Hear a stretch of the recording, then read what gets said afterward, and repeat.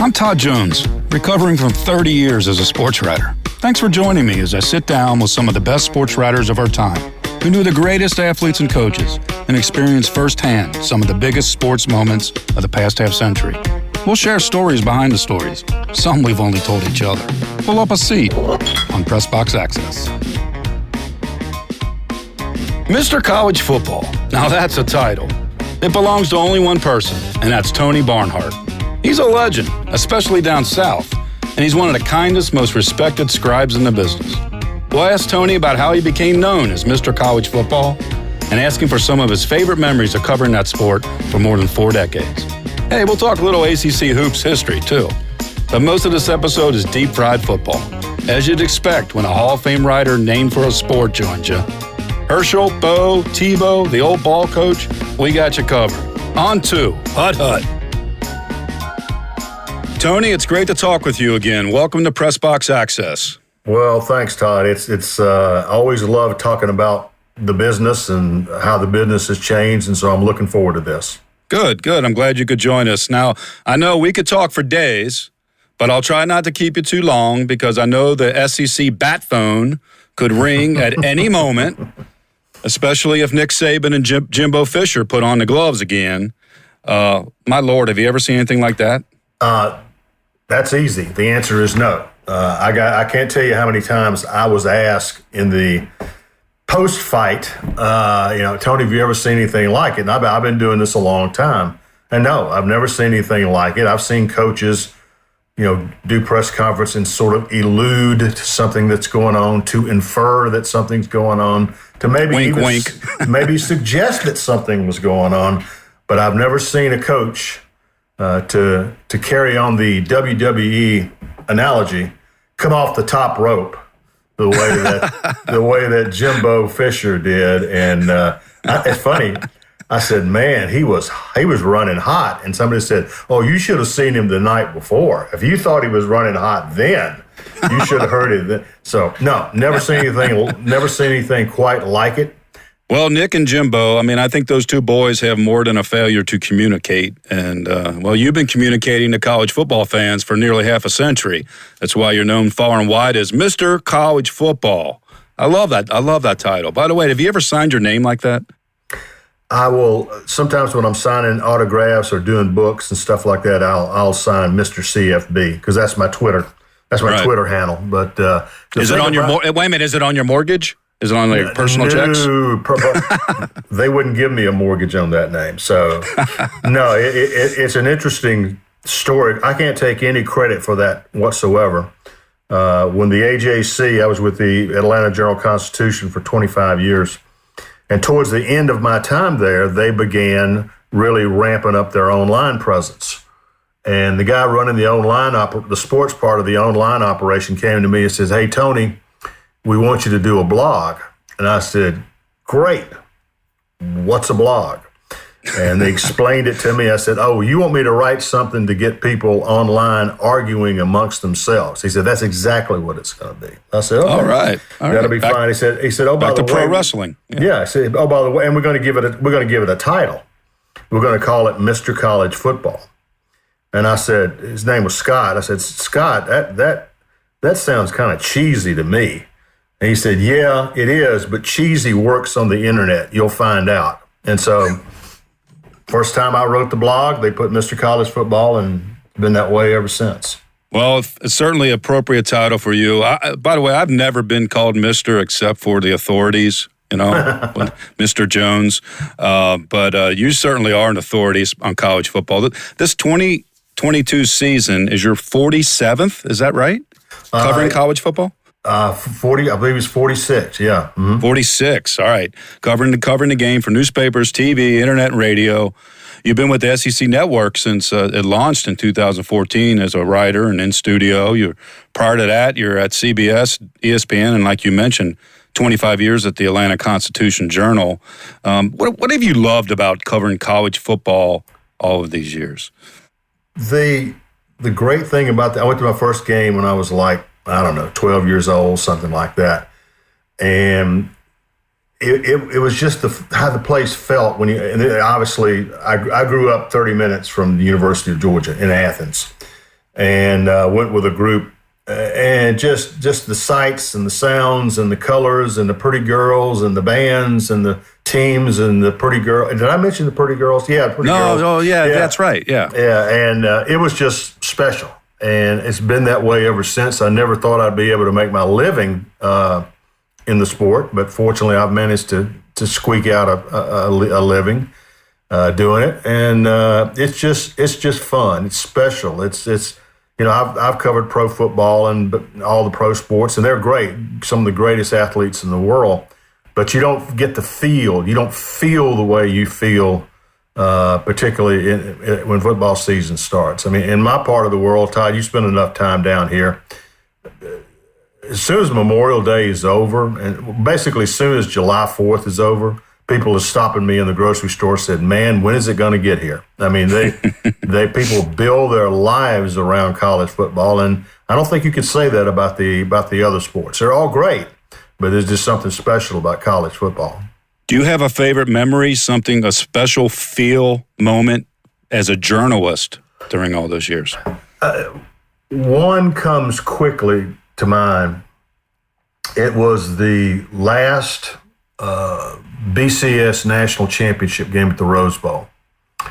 And we looked around, and I think Malcolm Moran, our good friend Malcolm Moran, figured this out, that there were only 7 people who had covered every one of the BCS Championship games going back to 1998. So what's that, 14 or whatever it was, 12, 14. And Malcolm figured out there were 7 of us who'd covered all 12 of those games or 14 of those games. And so before, probably about an hour before the Rose Bowl or before the championship game, they got, and it obviously it was the usual suspects. It was, Dennis Dodd and me and Blair Kirkhoff and Hoops and Ivan Maisel and all those guys. And we have a picture of all of us on the Rose Bowl field together. And that was really neat. The other memory that I will throw in that's near and dear to my heart, and this one's number one. I've got a group of 3 of my fraternity brothers, and every year we go to the Georgia-Florida game in Jacksonville together. Right. And play golf and tell lies about our misspent youth and have a grand time. I'll tailgate with them, then I go to the press box and do what I have to do. And we've done that for well over 30 years, and it's a special time. This year, with Georgia playing well and in position to win a national championship, I told them, I said, "Now, boys, if Georgia gets to the national championship game in Indianapolis," I said, "we're going, and I'm going to sit in the stands with you rather than go up to the press box." And so I did. And it was absolutely, we've got a photo, and I wrote a column about it later on, what that was like. But that's memory number one, not only for the atmosphere, but I could spend it with my boys, and that was special. I think that shows how personal the game is to people in the South, and you grew up in Georgia. Didn't your hometown have like 1,500 people, Union Point? Yep, 1,500 people. And if you go back today, it's still 1,500 people. It was like a lot of small towns in Georgia, the economy was based on the textile mill. And then those jobs got shipped to other places in the world, and Union Point was no different. But it was a fun place to grow up, and again, it's literally 30-minute drive to Athens to go see games, and I've been a very lucky guy to start from Union Point, Georgia, a long time ago, and being able to make a living doing what I'm doing. Well, making a living doing what you're doing, but you really wanted to be a high school football coach, right? Tell us about that. Well, I played football. I was small. But now, wait a minute. What kind of player were you? Well, I was going to say I was small, but I compensated by being exceedingly slow. And, no, I was a very, very, very average football player, but I enjoyed the game, and I enjoyed watching coaches as they prepared for the game, and I learned a lot about that. And so I started at Georgia Southern, and I was going to major in physical education and be a coach. Well, one day I noticed on the bulletin board at the dining hall that the student newspaper was looking for some help, specifically in sports. And so they sent me, the student newspaper sent me to a basketball game. Georgia Southern did not have football at the time. Mm-hmm. And I went into the arena and sat down. I looked at mid court. There was a seat there that had my name on it. Tony Barnhart of the George Ann, which was the student newspaper. So I sat down. And I sat there for a while, and then a pretty girl came by and gave me a game program. And I sat there a while longer, and a pretty girl came by and gave me a Coca-Cola. And I said, you know what? I might like this sports writing thing. This has got a change. And the seat's not bad either, right? Front row. That's right. Right on the front row. And but I went through that year and saw my name. When I saw my first byline, I just thought that was the coolest thing in the world. And so I gave it some thought and decided to transfer to the University of Georgia, which has an outstanding journalism school, and enroll in journalism school. And that's how it got started. So you graduated in 1976. The day after you graduate, you start at the Union Daily Times in South Carolina, making $135 a week, typing on a portable J.C. Penney typewriter, I should note. Right. And a few months later, you end up in Greensboro, North Carolina, in the heart of ACC basketball country. Now, we're going to talk a lot of college football here, but you've also covered a lot of college basketball. And I just wanted to ask you a little bit about what it was like to be around ACC basketball in the late 70s and early 80s. It was an incredible time to follow the ACC because you're talking James Worthy, Michael Jordan, Ralph Sampson, Sam Perkins, on and on and on. Great players. I will never forget, I use this as an example, a 1982 game between North Carolina and Virginia in Chapel Hill at the old Carmichael Auditorium. Mm-hmm. And I'm looking on that floor, and North Carolina's got James Worthy, Sam Perkins, and Michael Jordan on one team. And Virginia's got Ralph Sampson and a bunch of other really good players. And you would never see that today. I mean, Ralph Sampson was a junior and came back for his senior year in '83. Those guys never would have hung around. Greensboro, North Carolina, is centrally located in the state, so it was a 35-minute drive to Wake Forest, a 45-minute drive to Chapel Hill, about an hour to Duke, about an hour to North Carolina State in Raleigh. And so I could hit all four of those schools within about an hour's drive. And it was really, really, really neat time and a lot of great basketball. North Carolina obviously won the national championship in 1982, Dean Smith's first of two. Mm-hmm. The following year was Jim Valvano at NC State. Right.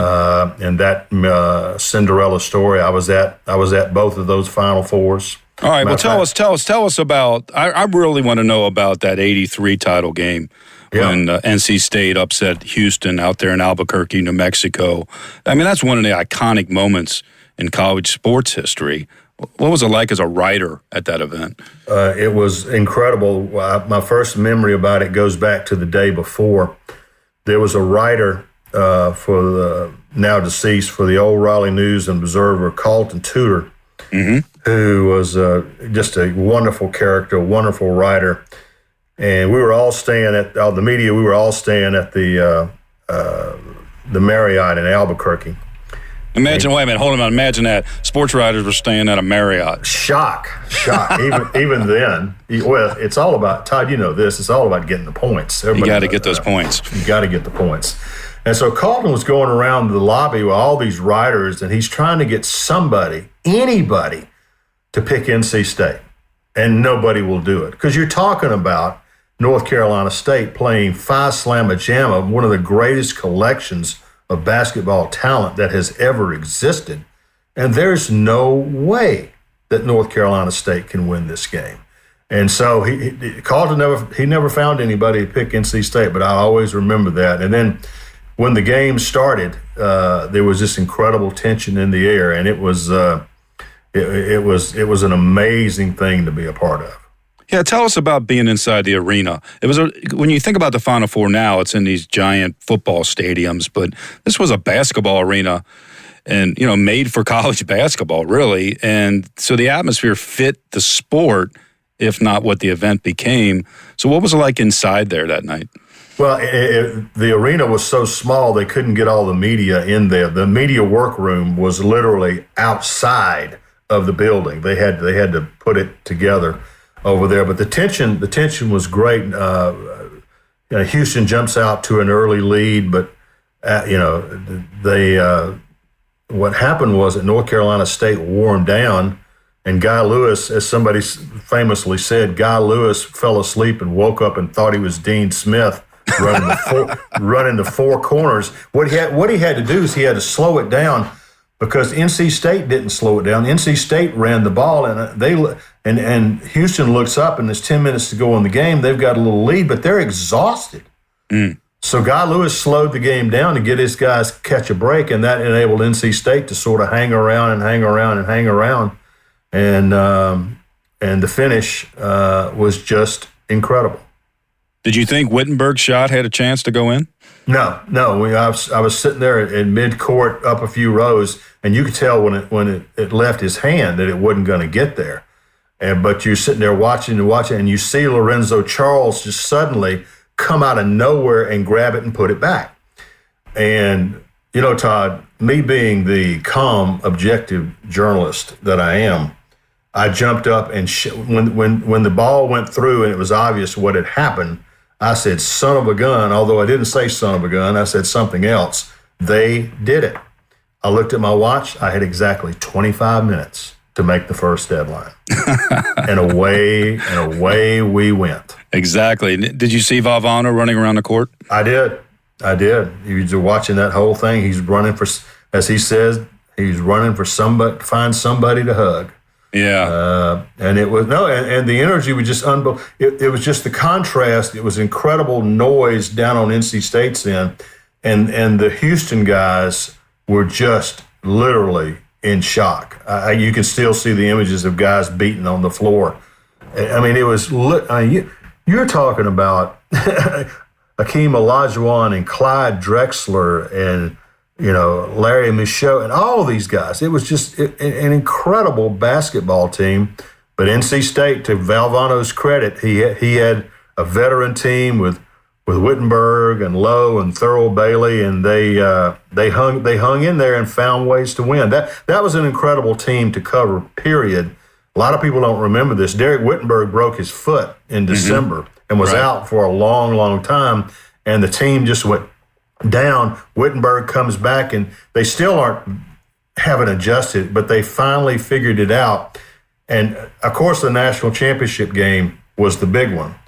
But the one when they had to win the ACC tournament just to get to the NCAA basketball tournament. Right, and they did, and they beat Ralph Sampson in the finals of the tournament, and then beat them again in the regional finals. You talk about a team that was meant to win the national championship. That was NC State in '83. Well, that was one of those legendary moments that propelled the sport of college basketball, and you were sitting front row when it happened, mid-court. But okay, let's talk about a ball you can't dribble, because you're Mr. College Football now, inducted into the Football Writers Association of America's Hall of Fame in 2009, covered more than 30 national championship games for football. You moved to the Atlanta Constitution-Journal in 1984 as a beat reporter covering Georgia, and you've written several books about Georgia football, including one about Vince Dooley. And I think Vince is a name outside of the South that, maybe a lot of folks don't recall, but he was a legendary coach from 1964 to 88, won a national title in 1980. Can you tell us a little bit about Vince Dooley as a coach and as a person? Well, my relationship with Vince Dooley goes all the way back to 1964 when he took the job at Georgia. He was 31 years old. He was the freshman coach at Auburn, which is where he went to school, and played quarterback at Auburn. He played both football and basketball at Auburn. Spent some time in the Marines, came back, was the freshman coach, and got hired at the age of 31. By 1964, 65, 66, he won his first of 6 SEC championships. won 25 years, 201 wins, 6 SEC championships, and a national championship with some dude named Herschel Walker at running back. And then when he was done coaching, he became the athletic director, and he's won just about every award that is possible in the field of intercollegiate athletics. What made Dooley a special coach for that era? Incredibly disciplined, incredibly organized. I remember the second year Georgia upset Alabama. Alabama was the defending national champions. They upset Alabama in Athens by running what they called a flea flicker play. They were down 17-10. They called it a flea flicker. What it really was the old hook and lateral, where a guy runs down the field, does a hook, catches the ball, and then laterals to a trailing back from behind. Mm-hmm. They had practiced that play. First of all, Vince Dooley had some gadget plays, which is something you never heard of back then, and they called it the flea flicker. And I talked to him, and I talked to the guys that ran the play, to the quarterback who ran the play. He said, we practiced that sucker at least 3 or 4 times a week, and in practice, it never worked. It never worked. Everybody would drop the ball. And so it had never worked in practice when they're down 17-10 and Vince Dooley calls the flea flicker.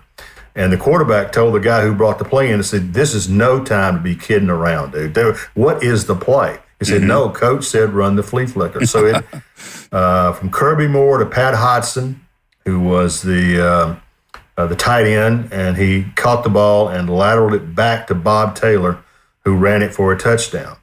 Now it's 17-16, and Vince Dooley decides he's going to go for 2. As a matter of fact, Bud Wilkinson was working for NBC. He says, you got to go for 2. I said, okay. So they went for 2, and here's the thing. Georgia had a specific 2-point play to run in that situation, and nobody did that back then. You just ran a play that you thought would work. Right. So they ran a 2-point conversion play. It worked, and Vince Dooley had his first big upset, beating Alabama and Bear Bryant 18-17.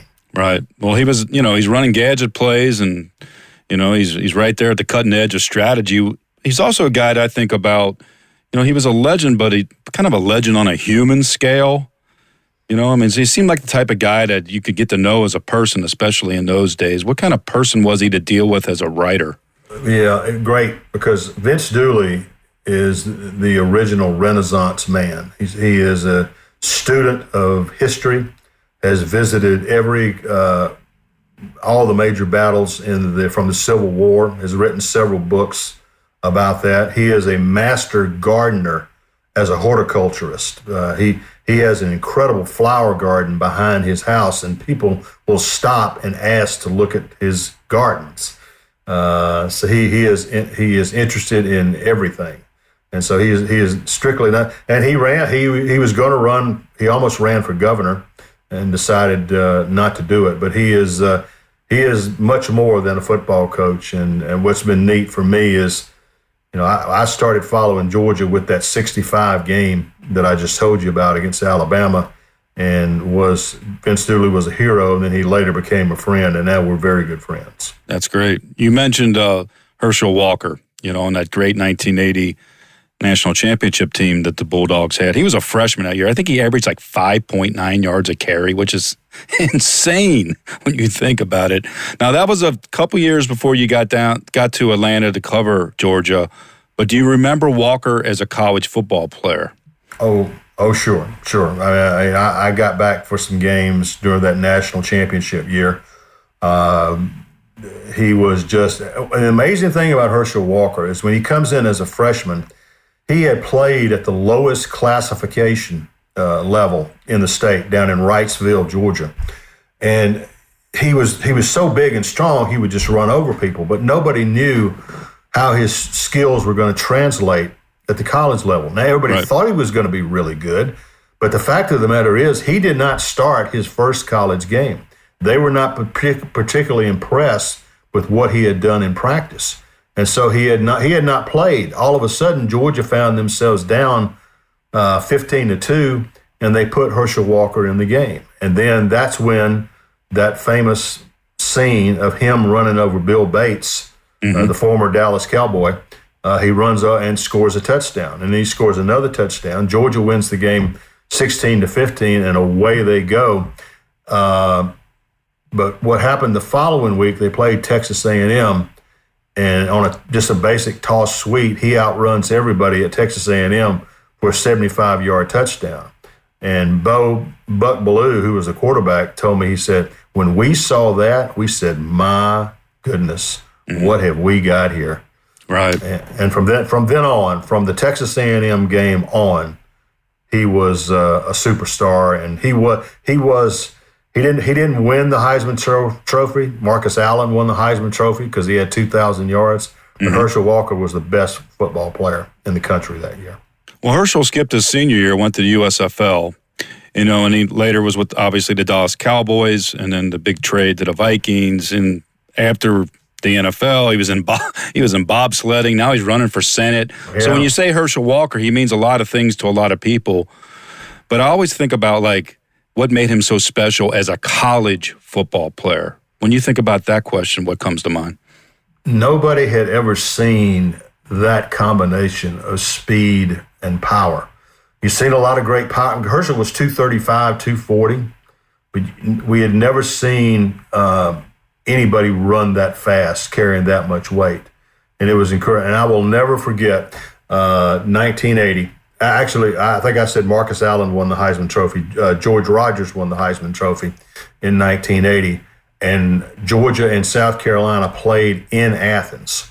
And if you ever go back and do a Google search on it, Todd, Herschel Walker had like a 70-yard run where he just took the ball and started running down the sidelines. And the South Carolina players would have the angle on him to close the gap and tackle him. But by the time that the South Carolina tackler got there, Herschel was gone. He literally outran the entire defense. It was one of the greatest runs I've ever seen. It was just remarkable. Okay, you've seen everybody, especially in the South in the last 50 years in college football. Where does Herschel rank? Oh, I think number one. When people ask me particularly about running backs, I think it's Herschel and Bo, and then there's everybody else. A lot of great backs and a lot of great players. But this guy, put it this way, Georgia struggled the year before in 1979. Right. And but they knew they had a senior team coming back, and if they could just find a running back, they would be in pretty good shape, Vince Dooley said. Well, they did find a running back, and Herschel is the best football player I've ever seen, but I'll say this, Bo Jackson's a doggone close second. Well, you got to be pretty good at Bo Jackson's number two. And I'm not questioning your authority on that, but I'm just saying that says a lot right there about Herschel if he's ahead of Bo Jackson. No doubt. Well, Bo and Herschel and those type of players really epitomize the type of talent that's down in the South, and just make people mad about the sport. But they've been passionate about college football forever down there. I mean, you were the national sports editor, college sports editor for the Atlanta Constitution-Journal beginning in '87. So you started branching out and putting into context this Southern fever. I know I was a senior in college at Kentucky in 1987, and I bring that up because that's when I first really traveled through the South for college football, and it was just eye-opening. I mean, I remember being outside the stadium at LSU, and there's a damn tiger, a live tiger in a cage. And I'm like, these people are nuts. Why do you think so many people are crazy about college football in the South? Well, if you want to get historical about it, I've had people tell me that it goes all the way back to the post-Civil War era when the South was still struggling economically against the against the industrialized North, as they said. And so, but what they did, while they couldn't compete with their northern brothers from an economic standpoint, what they could do is they could play pretty doggone good football.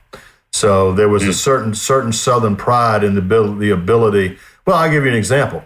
When Georgia won its national championship in 1980 under Vince Dooley with Herschel Walker, that was a big deal.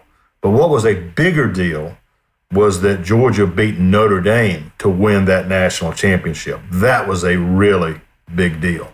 And so I think that has a lot to do with it. And again, there were no pro sports in the South until we got to the 60s. So right. college football was basically college football and Kentucky basketball was basically all they had. And so that was important. But yeah, I think it just goes back to a regional pride. People like the fact that you go to a place. Well, Georgia plays Notre Dame again, 2017 in South Bend. And I'm talking to our good friend John Heisler, who was at Notre Dame at the time. John is the longtime sports information director and all that. And I told John, he and I were at a meeting together. I said, "Now, John, understand that the Georgia people are coming to see you." He said, "Well, we've had Nebraska, we've had USC, we can have." I said, "No, John, you don't understand. Right. You're not going to get just a lot of fans. You're going to get invaded." And that's exactly what happened. Over 40,000 Georgia fans showed up for the 2017 game at Notre Dame. And it was just an incredible thing. And towards the end of the game, when it was clear that Georgia was going to win, what did the Georgia fans do? SEC, SEC, SEC. That's what Southern football is all about. Listen to Mr. Bunker's Conspiracy Time podcast. It's a fun show about weird stuff. New episodes every Wednesday, eggheads. I'm Art. And I'm Andy. And Mr. Bunker's Conspiracy Time is a podcast about conspiracies, the paranormal, UFOs, unsolved mysteries. We're going to be discussing the Kennedy assassinations. Oh, yeah, that's his nickname, Finger Banging Bob Lazar. Give me some aliens with some good frickin' spacecraft. The whole enchilada. The only thing bigger than Bigfoot's feet are our egos. If you like simulation theory, ancient history, egghead science, and Mandela effect, that kind of stuff. So check it out. New episodes every Wednesday. All the links you need on MrBunkersConspiracyTime.com. And we'll see you in the bunker.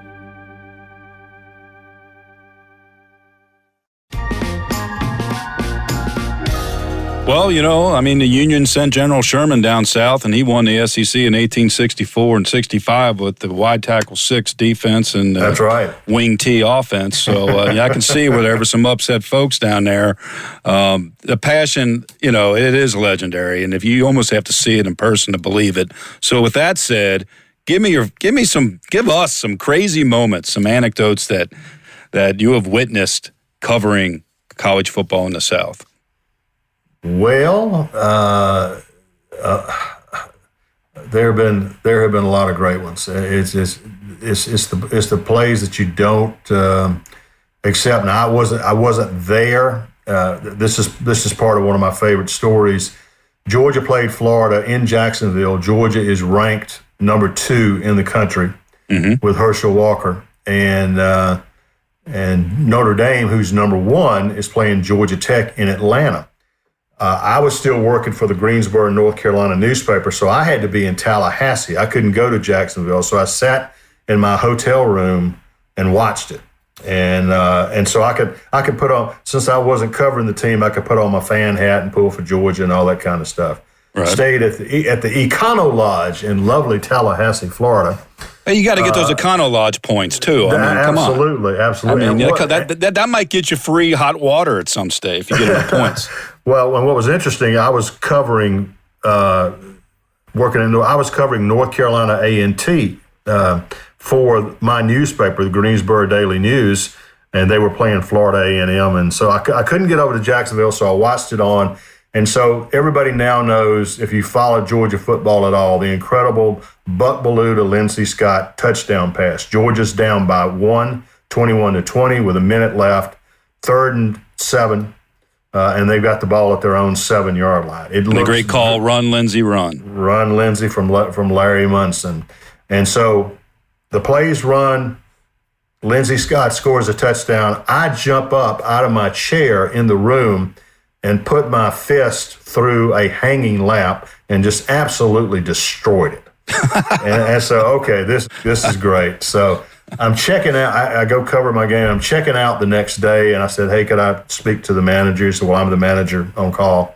I said, "Well, in room whatever it was, I'm afraid I got a little excited watching Georgia beat Florida, and I really destroyed a lamp. And I'll be happy to pay whatever it costs. And the guy said, he goes, well, wait a minute, let me get this straight. He said, you were pulling against Florida when you broke the lamp? I said, well, yeah. I was pulling for Georgia and against Florida. He said, hey, I'm a Florida State fan. You don't owe me anything. So that is one of my favorite stories. It's just an incredible time, and those are the kind of memories that kind of stick with you. This didn't involve a team, and this didn't involve a team in the South, but the best game I ever saw. Even better than Georgia, Oklahoma in the Rose Bowl 2017 season was Texas USC for the national championship. I mean, that 05 game at the 05 game. Yeah. That is the best football game I've ever seen. What made it the best football game you ever saw? Well, look who's on the field. You got not one but two Heisman Trophy winners on the field. Texas has got Vince Young and all these. There's so much talent there, and USC is in position to win. They go for it on a fourth down, and they don't make it. And you could feel the energy ratchet up in that press box when they were going to give Vince Young one last possession to win the game, and it was absolutely incredible. Yeah, what kind of deadline were you on, Tony? For the Atlanta Constitution. A very tight one, I might add. So how many minutes? How many minutes did you have to write that one? I think that one. Well, we were doing, as you well know, Todd, from your career, we were doing running. Oh, yeah. we were doing running. Yeah, but what you do is you do running of the game. You describe everything that's happened, and you got two leads. One if Texas wins and one if USC wins, and then you cut and paste and put the right lead on the top and ship it. So my first story, I know I got out less than 5 or 6 minutes after the game was over. Right. And then you come back and, as they say, you do a write-through where you get some coherent thought into it, and then you got maybe about another hour to get it done. As a writer once said to me when a game like that ended, he said, great game, wish I could have seen it. That's right. Well, I got to share this story. This is the Final Four story. You remember the 1991 Final Four in Indianapolis? I was there. I was sitting there. I was sitting there at courtside. Mark Bradley, my colleague from the AJC, was there in the first game. People forget. Everybody remembers Duke beating UNLV in the second game.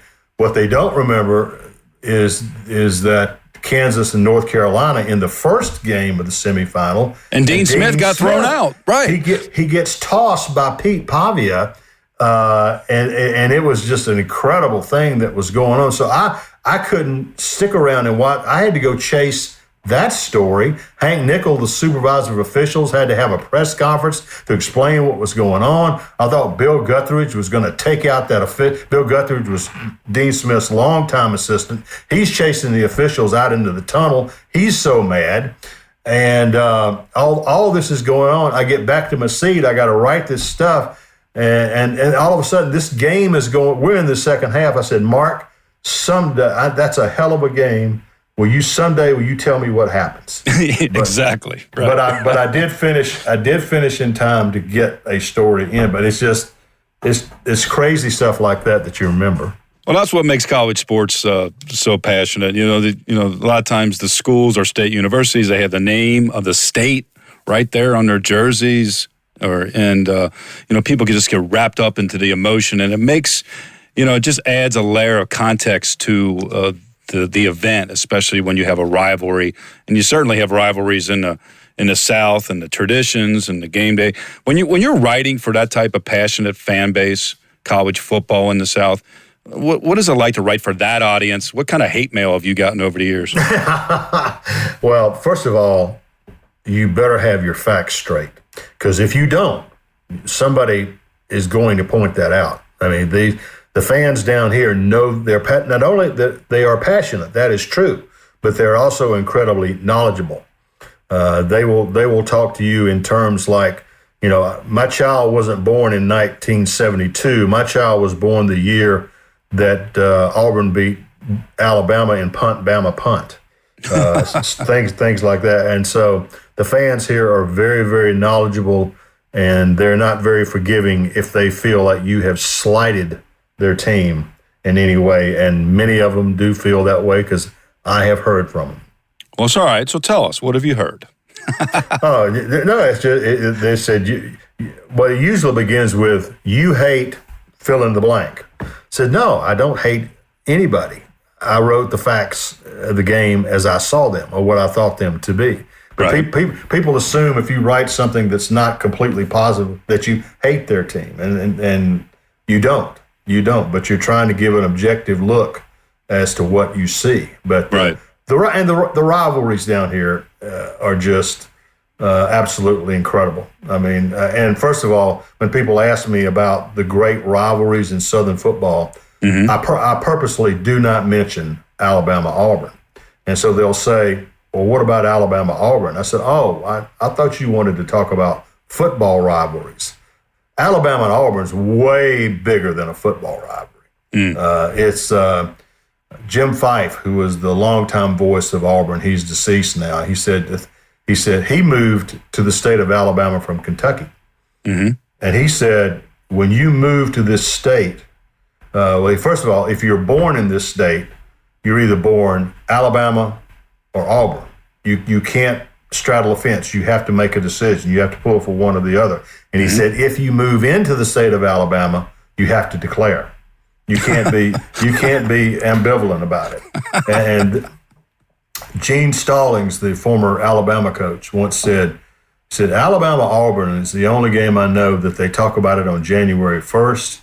They talk about it on Easter. They talk about it on the 4th of July. They talk about it on Christmas, and they talk about it on Halloween. They talk about it every single day. And there is nothing else that I've covered that is like Alabama-Auburn in terms of the intensity and how it is ingrained into the culture. Is there a particular game that sticks in your mind about it? Let's see. You know, obviously the kick six game will always be one in the memory. The one I remember, we forget that Tommy Tuberville won 6 straight games as the Auburn coach against Alabama, and him being carried off the field for one of those. But there just been so many great games. It's just incredible rivalry. Well, you know, it's funny. The rivalries are obviously polarizing, but a lot of times it's the individuals that are polarizing down south, and you get a guy like Steve Spurrier or you know, and I think about, like, again, it becomes so personal. You know, it's like, believe me, I live in Ohio. I know about passionate fans for college football, but it almost seems like it's just more personal down there with a guy like Steve Spurrier. He just knew how to press buttons, right?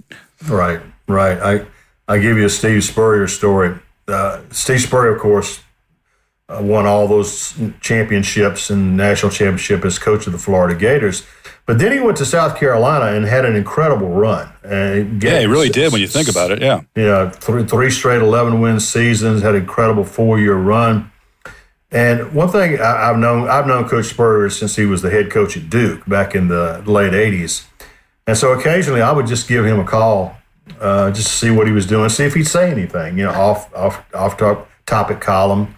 Hey, throw that fishing line out there, right? You know, you never know. You never know what he's going to say. And so this was about, 2 weeks before the national signing day in February. He was at South Carolina. So I think I'll just call him up, see what he has to say. And so I called him up, and he said, you know, Tony, said, we're getting ready to do something here at South Carolina that I never did when I was at Florida. I said, what's that, Coach? He said, we're going to sign a player from the state of Alabama.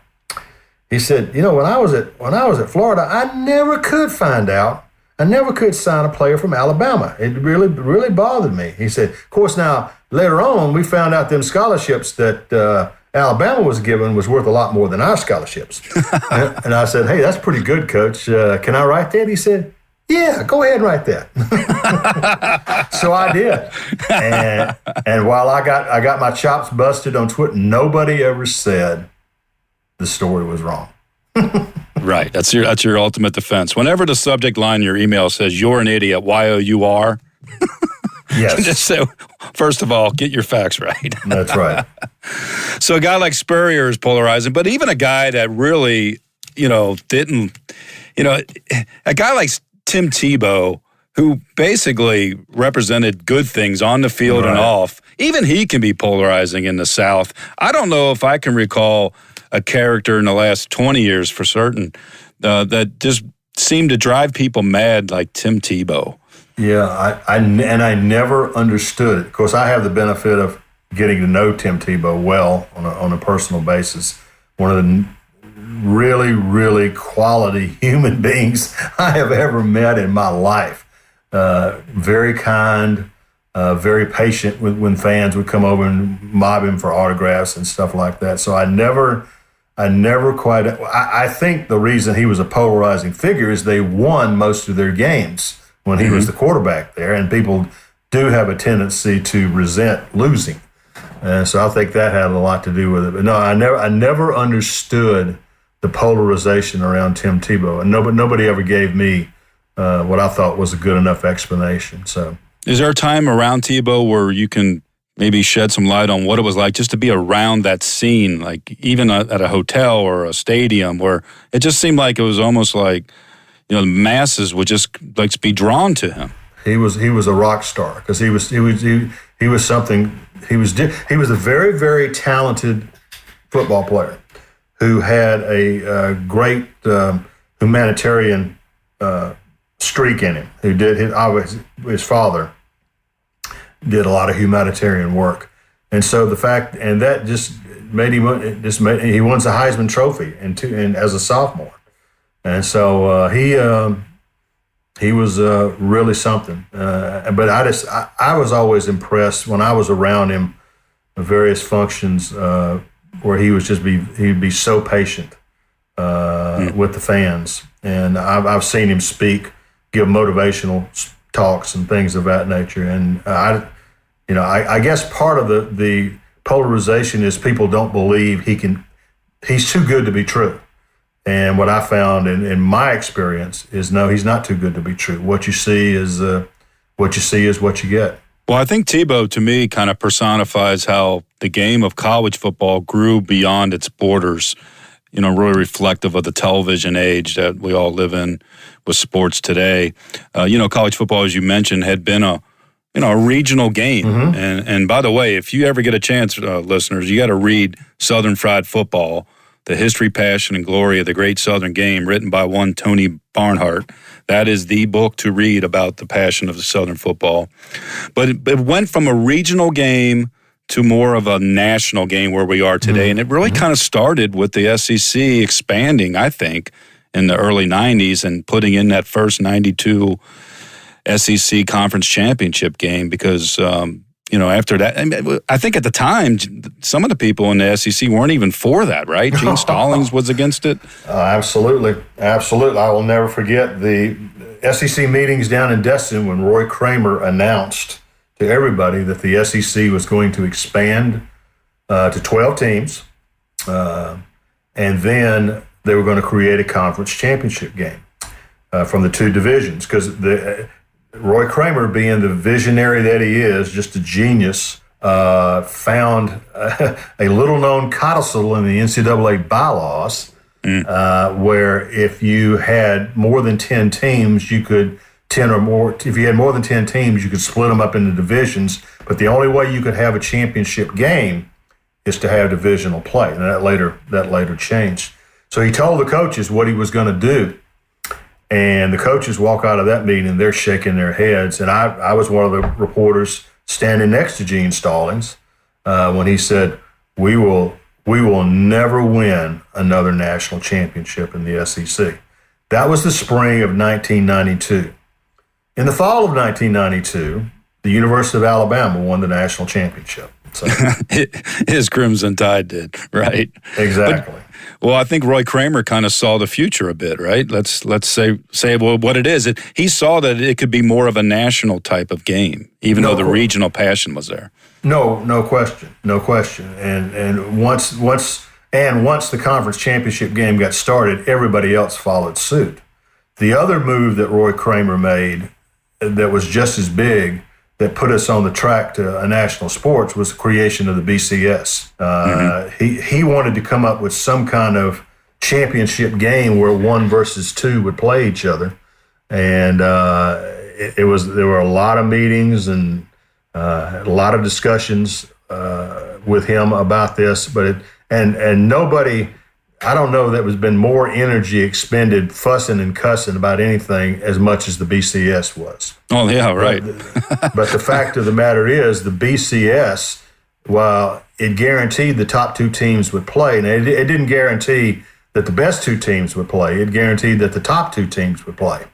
And some people did not like it, thought it, they liked the old system. But the fact of the matter is, the BCS is what put us on the path to what we have today, which is a 4-team playoff that has done very well, and that's going to get even bigger in the future, I believe. But it was Roy Kramer's vision to create the conference championship game and then the BCS that put us on this current path. Well, I think about it. I covered the first BCS championship game out in Tempe, Arizona, and I bring it up because I was working for the Columbus Dispatch, and they saw fit to send me there, even though it involved Florida State and Tennessee. Right. Because already it was obvious that this had it was a national championship game, but this game in the context for the sport and the future was going to be much more important. I never would have gone to a Florida State Tennessee game years prior, right?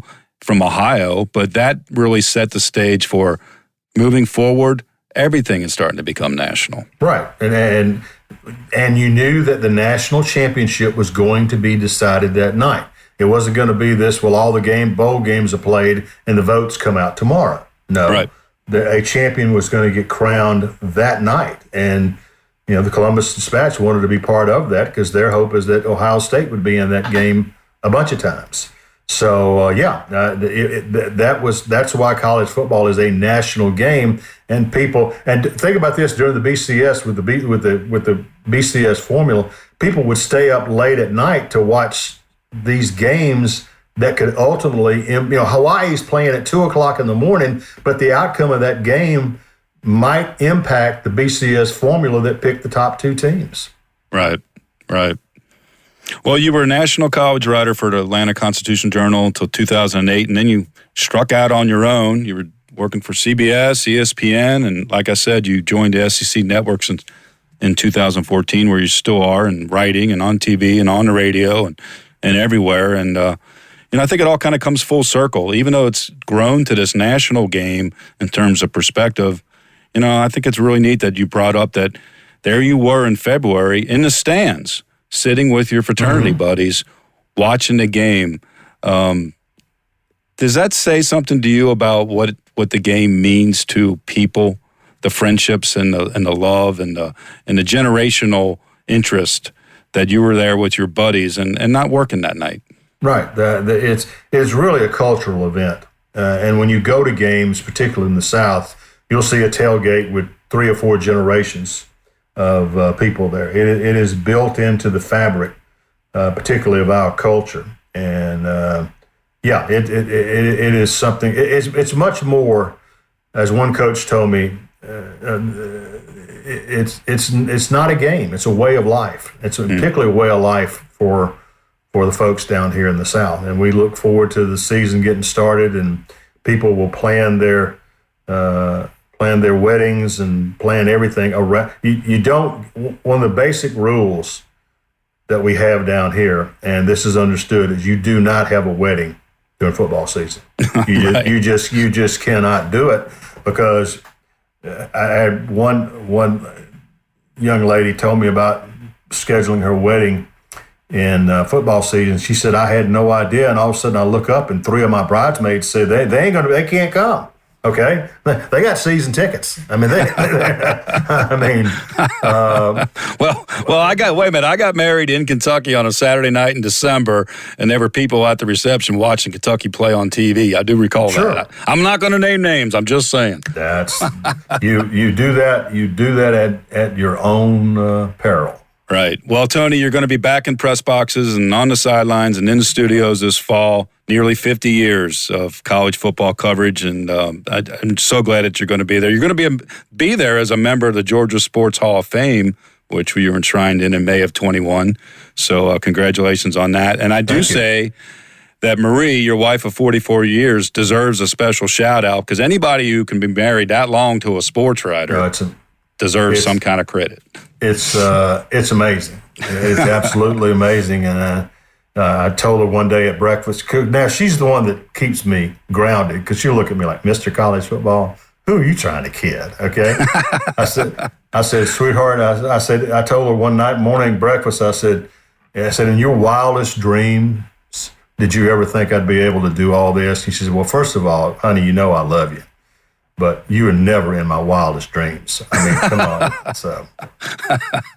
All right. Well, Tony, thanks so much for sharing stories from your career. I look forward to seeing you at a college football game soon. Thanks a lot. Okay, Todd. Thanks for listening to Press Box Access. You can find us here with a new episode every other Wednesday. If you enjoyed this episode, please be sure to subscribe and follow us on Apple Podcasts or on your favorite podcast app. We'd love for you to review us.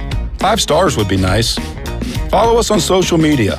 Drop us an email at pressboxaccess@gmail.com. And be sure to spread the word. Everyone is welcome here. This has been a production of Evergreen Podcast. A special thank you to executive producers Michael D'Aloia and Gerardo Orlando, producer Bill Huffman, and our audio engineer Nathan Corson. I'm your host, Todd Jones. It's closing time. Rock on.